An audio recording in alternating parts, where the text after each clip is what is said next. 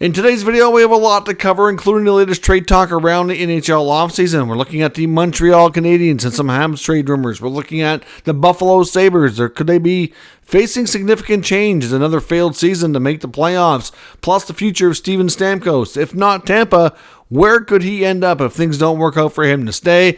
The Florida Panthers today have made a big announcement regarding GM Bill Zito. Lane Hutson's making his NHL debut tonight in Montreal. We have some more updates around the Coyotes' future and what we've learned in the last 24 hours around the potential relocation, plus some more significant prospect signings around the league and some key injury updates as well coming up next.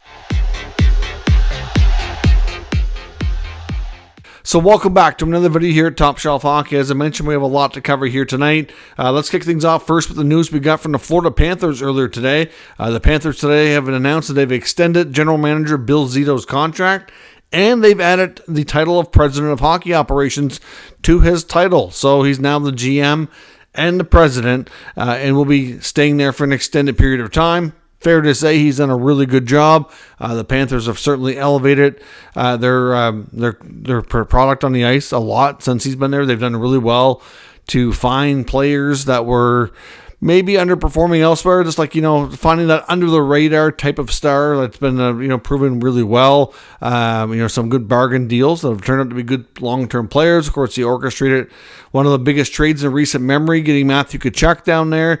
And of course, went to the finals last year. They're top of the Atlantic Division again, right up there with Boston again. So, certainly they've had some good seasons. He certainly deserves to keep going and has done a great job. So Bill Zito, now president and GM, and will be there for an extended time. Of course, in Montreal tonight, it's just getting underway as I record this video. The Montreal Canadiens' latest prospect signing, and one of the more exciting prospects they've had enter their lineup in a while, and Lane Hutson is making his NHL debut as the Habs face the Detroit Red Wings tonight. So I'll be curious to see how it goes. I know he's a smaller defenseman, but he's very dynamic, and be curious to see how things go for him here in his debut. Speaking of prospects, there's been some other significant prospect signings around the league and news as well. The Blue Jackets today announced they've signed Gavin Brindley. Of course, Brindley was their 2023 second-round pick, another member of that University of Michigan team. Of course, good friends and former college teammate with Adam Fantilli. Brindley had a phenomenal season this year. It certainly appears ready for the big time here, so he'll be another good prospect to add to the Columbus mix of players for sure.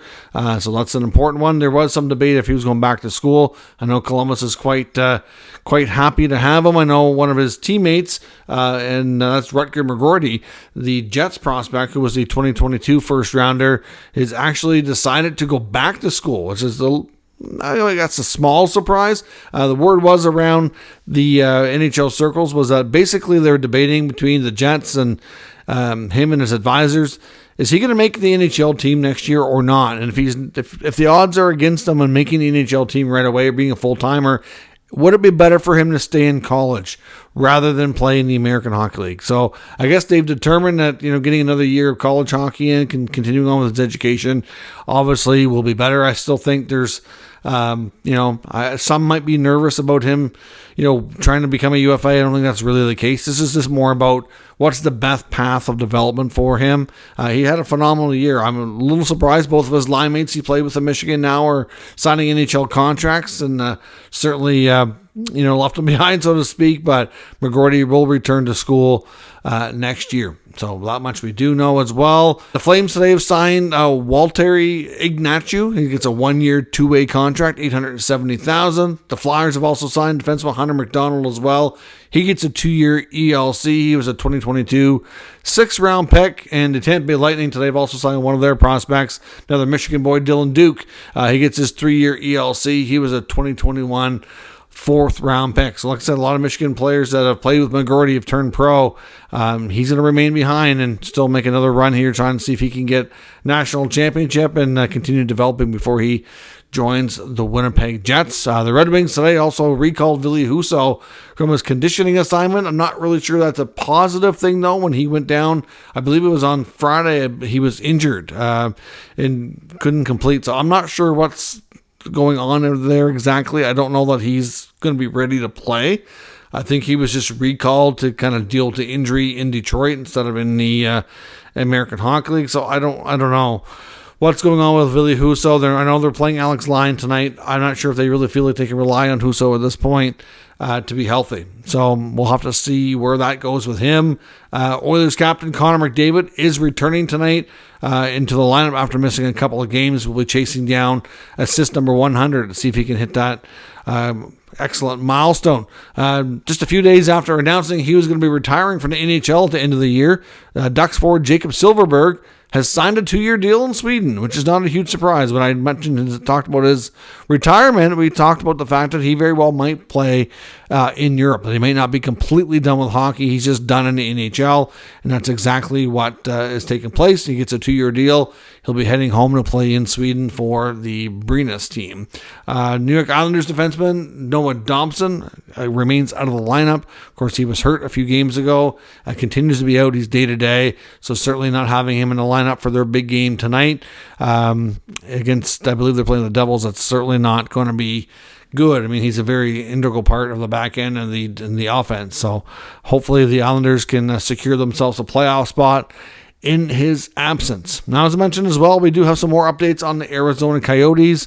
More updates from several reporters today indicating that the deal is expected to close in the next 24 to 48 hours to sell the team to the Ryan Smith Group and have the team relocate to Utah. So everything that we've been talking about is still moving forward. So I would say they're expecting things to close by Wednesday with a Thursday or Friday announcement. It seems to be what's likely. I know the latest we've heard, because I know there's some confusion. We talked about how hockey operations were going to be likely moving with the team to Utah. They're going to be offered their positions to continue on. The Ryan Smith Entertainment Group is a, supporter and fond of continuity. I think it's probably best that they keep a lot of that staff in place if they're willing to make the move.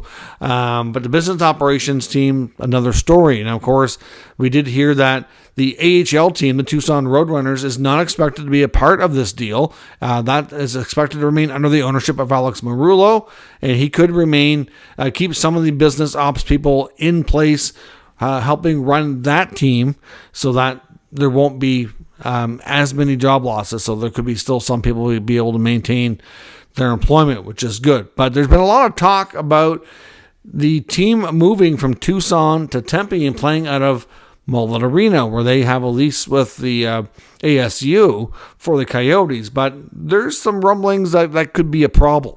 Apparently, according to the latest reports, for one, the contract they have in the agreement with ASU is for the NHL Coyotes. They can't just swap out a different team. So it's not as simple as them just saying the Roadrunners are going to play here instead of the Coyotes. So, one, that's not as easy. Okay, so ASU would have to agree to this and probably redo their lease. I'm not sure, but they have an agreement there for another year with an option for a fourth year. It's not that simple. So there is that. And apparently, sources say that the people at ASU that were asked about this were quite irritated at the thought of Murillo pulling something like that they were not happy with the thought. Okay? Even part of the agreement is they had to pay a lot of stuff up front, because they weren't trusted to make their payments because of all the issues they ran into in Glendale. So there's a lot of rules within this agreement that are a little bit, not necessarily, everyday rules. But at the same time, it's not just as simple as him saying, okay, we're going to move that there. The other thing, they have a long-term lease on the Tucson Arena that the Roadrunners play out of, and it still has a couple more years on it, to the best of our knowledge.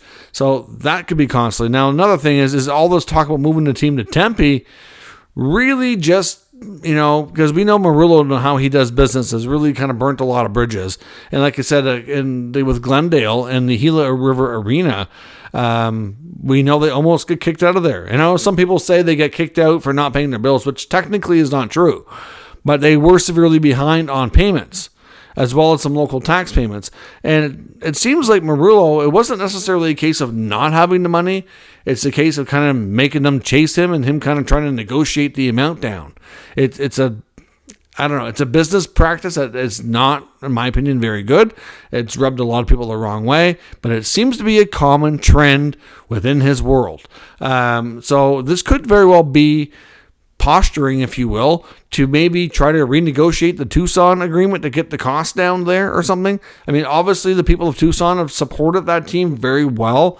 I know there'd be a lot of very unhappy people if they, even though it's staying in state, if it moved to Tempe. So again, it's not that easy. The other thing here is, of course, it's the AHL affiliate for the Coyotes, currently as of today still under the same ownership, right? So there's easy connection there for the affiliate agreement. Well, they don't have an affiliate agreement with Ryan Smith as of yet. He doesn't technically own the Coyotes as of yet to have that agreement. So that has to be worked out, and there's, we don't know how that's going to work. So that could be problematic. So there's lots of, these are some of the others, issues that you keep hearing that are still being worked on. It's not a done deal. Things are a little bit complicated. Lots to go through in a sale. So we will see where things go on that front. Obviously, we'll get the full lowdown here, but as of right now, like I said, we're still on track for an announcement here in a couple of days. At least that's what everybody is reporting. So we will see on that front. I know there's lots to be talked about here. I know in the Muriel era of owning this team, I know there was an athletic article that Katie Strang had put out a while back as well, after kind of investigating Coyotes business practices and work environment. And there was a lot of negativity around things and how things are run. It really does sound like he's burnt a lot of bridges that way. I do wonder if he's going to continue to work on getting this arena, that he's obviously going to be paid a handsome sum to not own the Coyotes anymore. And I wonder if he's going to be able to either sell his rights to another ownership group or continue to work on the arena and then take it as far as he can and then sell it. I just really think you need a new ownership group to take over. I don't think he can continue at the NHL level. I don't know. I just think there's a lot of people aren't going to trust him, and there's just a lot of people that he's rubbed the wrong way. So we'll see, but we should hopefully have more significant, bigger news with a big announcement, if all goes well, in the next couple of days. Now, as I mentioned, in the rumor front, the future of Steven Stamkos. The Athletic has an article out between Chris Johnson, CJ, and Joe Smith, looking at the future of Stamkos. If he doesn't stay in Tampa, where could he go? And they speculated on some of the teams that might make sense. I know one of the teams that came up, of course, was Nashville. Of course, they are going to have some flexibility. We do know it's a city that's still, it's still a state with no state tax. From a player perspective, it is still one of the, more, if you had to ask them their top few places they'd love to play, it's right up there. It's a popular place, very well liked within players.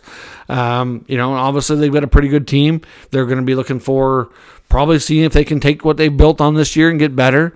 And if they got some flexibility, and, there's lots to like there. His former teammate Ryan McDonough is there. They might be a team to look for. After moving on from Matt Duchene and Ryan Johansson, they could use another offensive weapon, and Stamkos could be maybe that guy. Of course, Alex Killorn, former Lightning, was pretty vocal. He was interviewed recently, asked about this question about Stamkos in Tampa, and he said essentially that if it gets to the point that Tampa can't offer him a contract or chooses not, like that Stamkos is, if they don't want him, he's not going to want them either, basically what he said.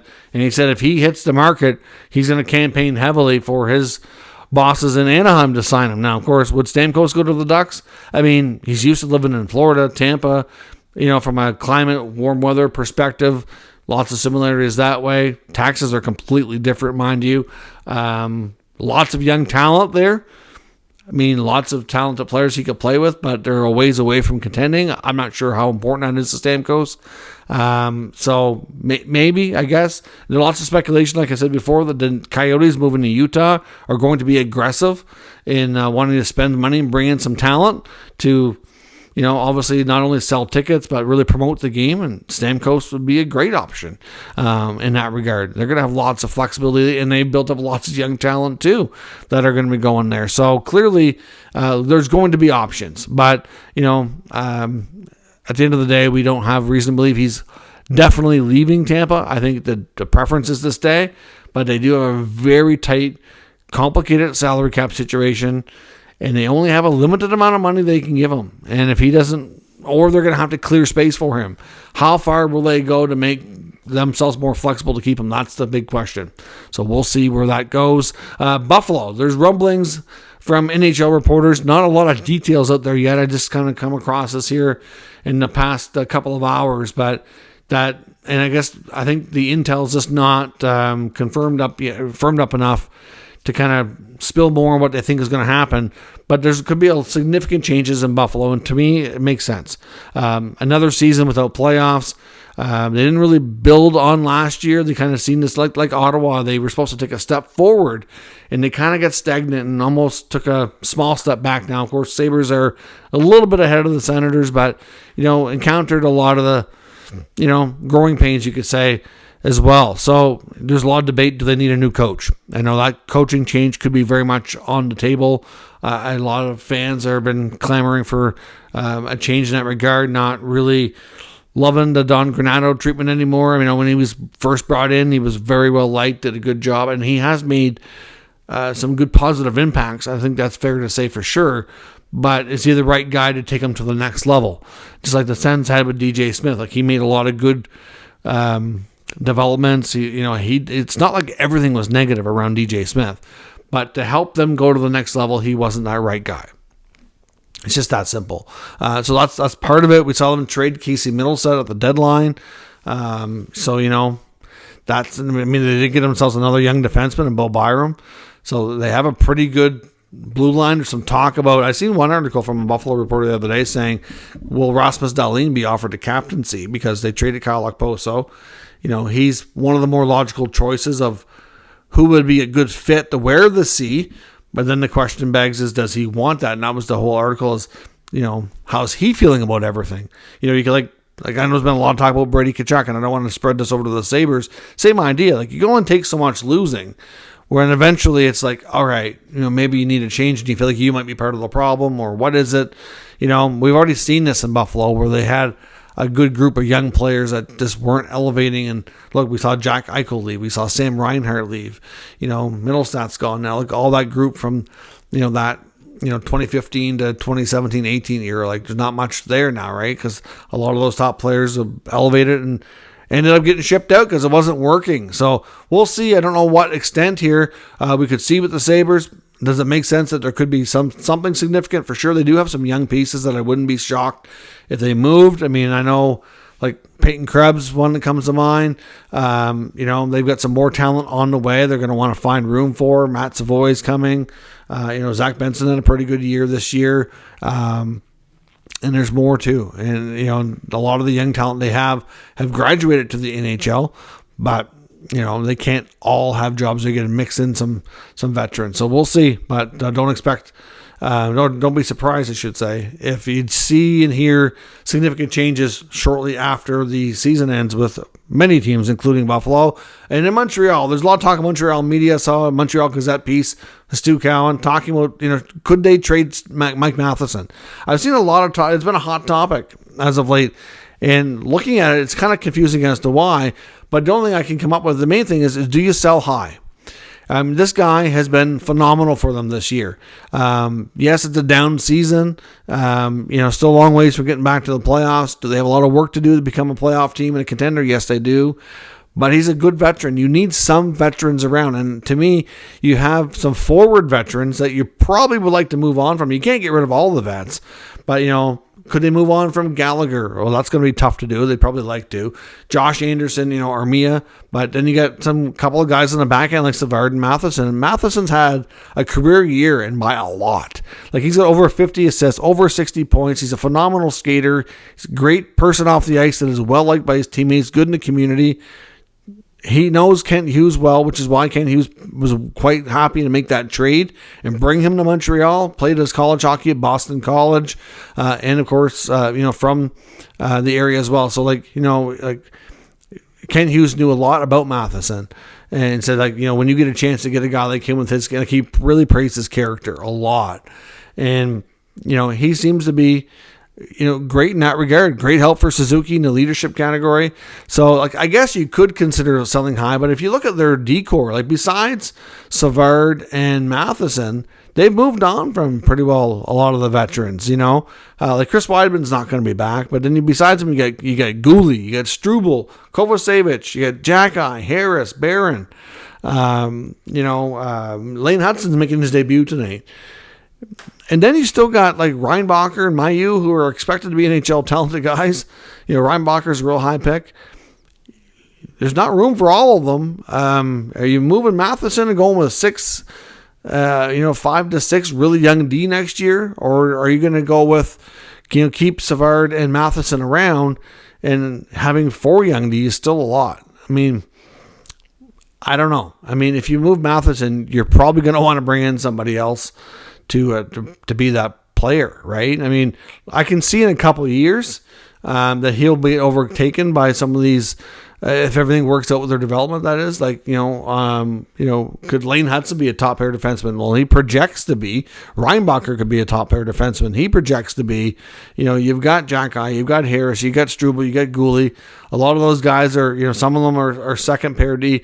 Like, you're not going to be able to keep them all, but like over time, you need to let them gain some experience. To me, I wouldn't be surprised if 1 or 2 of them go now in this offseason. At least one. There's just too many. And some of them don't deserve just be in the minors. So I think you're going to see Montreal make some moves on defense. I just don't know if Matheson's going to be that guy. I can see them getting inquiries because he's played so well. And if you look at if he can keep that production up and play like that and get all the intangibles for the contract he has, I really think that there would be a lot of teams that would be calling Kent Hughes to say, hey, I'm interested. What would you do here? But at the same time, if I'm Montreal, I'll be real careful with that. Real careful with that. I don't know. But at the same time, when you look at him and say, career high in like almost double what he's done before, as much as you like the guy, you ask for the moon, and if you get it, you're like, okay, well, as much as we liked him, I love this package too. I don't know. What do you think down in the comments? Let me know your thoughts. We'll talk about it further. If you're new to the channel, make sure you subscribe and stick around. We'll keep you up to date with the latest news, rumors, and analysis of all 32 NHL teams. Thanks for watching. I'll catch you next time.